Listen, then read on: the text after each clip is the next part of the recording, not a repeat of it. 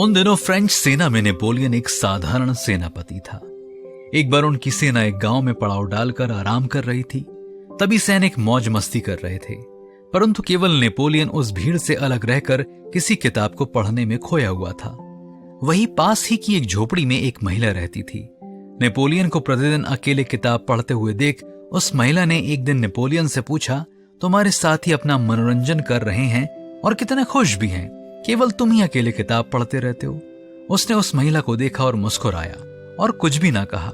12 वर्ष बीत गए। अब नेपोलियन को फ्रेंच सेना के एक विशेष अध्यक्ष का पद मिल चुका था। उसी गांव में उन्होंने फिर से पड़ाव डाला। सभी सैनिक अपना मनोरंजन कर रहे थे, परंतु नेपोलियन फिर से अकेले बैठकर अपनी किताब को पढ़ने में डूबा हुआ था। उसी महिला ने फिर से यह देखा और उसके पास आकर कहती है, क्या अभी तक पढ़ रहे हो? नेपोलियन ने मुस्कुराते हुए उत्तर दिया, मैं प्रतिदिन पढ़ता रहता हूं, इसलिए आज सेना का अध्यक्ष के पद पर हूं। बाकी अन्य केवल मौज मस्ती में अपना जीवन व्यतीत करते रहे हैं, इसलिए अब तक सैनिक ही हैं। हाँ मित्रों, अच्छी पुस्तकें पढ़ने वाला अपने ज्ञान और बुद्धि का विकास करता है और वह जिंदगी में ऊंचाई पर पहुंच सकता है। बाइबल इस बारे में क्या बताती है? नीति वचन 4 अध्याय 7वीं से 9वीं आयत में लिखा है, बुद्धि श्रेष्ठ है, इसलिए उसकी प्राप्ति के लिए यत्न कर। जो कुछ तू प्राप्त करे उसे प्राप्त तो कर, परंतु समझ की प्राप्ति का यत्न घटने ना पाए। उसकी बड़ाई कर, वह तुझको बढ़ाएगी।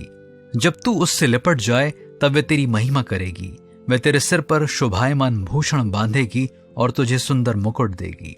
तो आइए आज से हम उन पुस्तकों को पढ़ने की आदत डालें जो हमें बुद्धि और समझ की प्राप्ति देती हैं।